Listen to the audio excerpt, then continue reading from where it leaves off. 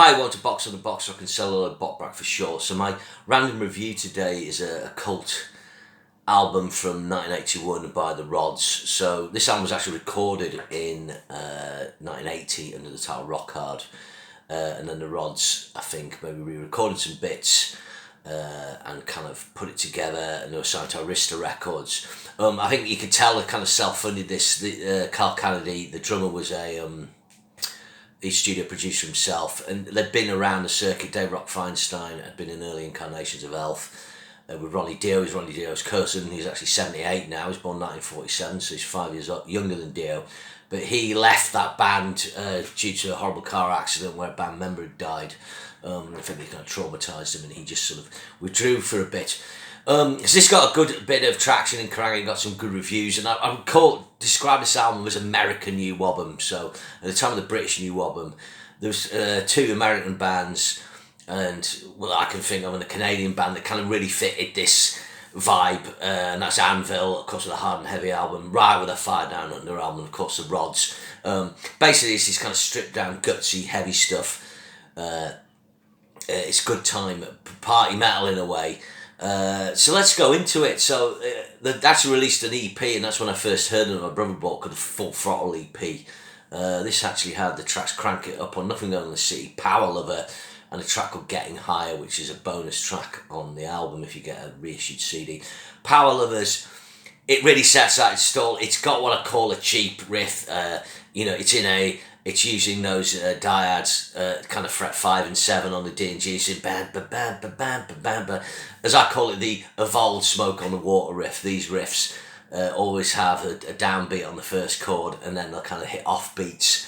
If you think about Smoke on the Water, the riff's on the downbeat, bam, bam, bam, bam, bam, and there's an offbeat. And when Richard Blackmore did that, it kind of created a whole genre of riffs. Montrose and Ted Nugent, early ZZ Top as well, would be purveyors of this, and that's probably where the big influence is on this. So this is just a stupid track about like he's a power lover and what he's going to do. Nothing nasty to his lady. It's a fun track. And it's got really funny drum fills because the drummer, Carl Kennedy, is trying to fit in as many, trying to fit in as many kind of tom things in the gap. Then you got Crank It Up. This is kind of quite a punky track. It's just got stupid lyrics about wanting to, rock and roll and stuff like that, and the chorus just repeats the phrase "crank it up." Dave Feinstein delivers us a face melting solo. He's actually a pretty decent lead player. He kind of does the fiery pentatonic thing that you get from Ted Nugent, Billy Gibbons with the pinch harmonics, Ronnie Montrose, Rick Derringer. There's that era of American guitar heroes. You can hear it in this. Then Hungry for Some Love is the next track. This is a slower track. You can really hear that he's maybe even some like a Boss distortion with his Marshall, and this is quite a kind of hissy fizzy sound, but it sounds heavy. Then you got Music Man. This is kind of in the style of a Man on the Silver Mountain type riff, probably an open G.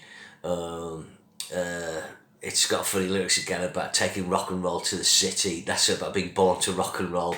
These are what I call fag packet lyrics. If you've got a packet of cigarettes, you need to scrap down some quick rock lyrics. There you go.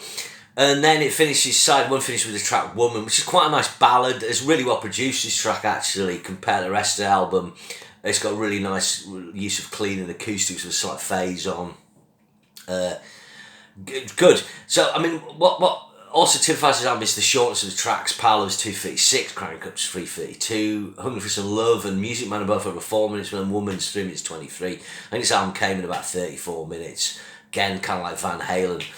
So Nothing Going on the City, this was a kind of signature track, but it's actually a cover version. I didn't realise this. This opens side 2. It's got a really cool intro. So this is about a band called White Honey, who are kind of pop punk new wave band. From I think Holland. When I listened to the track, what was surprising was how the riff was no different. It was kind of like the bam ba bam ba bam, the kind of cheap sort of pound shop metal riffs I'm talking about, but done more in a punk style. But this is really good. The actual original song's pretty good fun.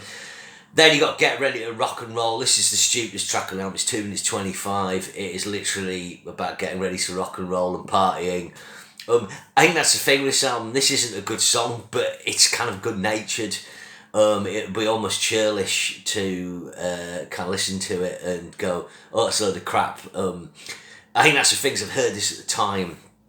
It's kind of got a bit of nostalgia for me. Next is Ace in the Hole. This is a cover of a Robert Fleischman song. Again, I didn't realise this till recently. I checked that out online. Robert Fleischman, of course, did Brief Stint in Journey and Vinnie Vincent Invasion. So the bassist, Gary Bernardo, sings this. He's got a really good voice. I mean, Robert Fleischman's, in that upper register, and he pulls it off, and this works pretty well. It always kind of stood out as a kind of odd track in the album because it's very ballad and more emotional, and he sings it, but they do a really good job. Then you got Rock Hard. This is another fun track. It's about rocking hard with big gang chants.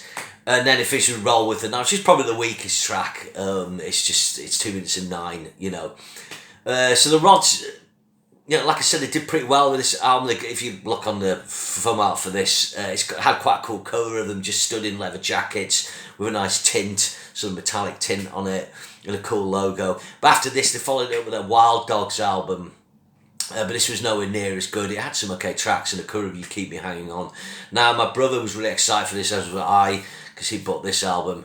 So he bought the picture disc for You Keep Me Hanging On. And then when the Wild Dog album came out, we got it home and we ran to listen to it. My brother was going to stay at a mate's for 2 weeks, and he took the album with him.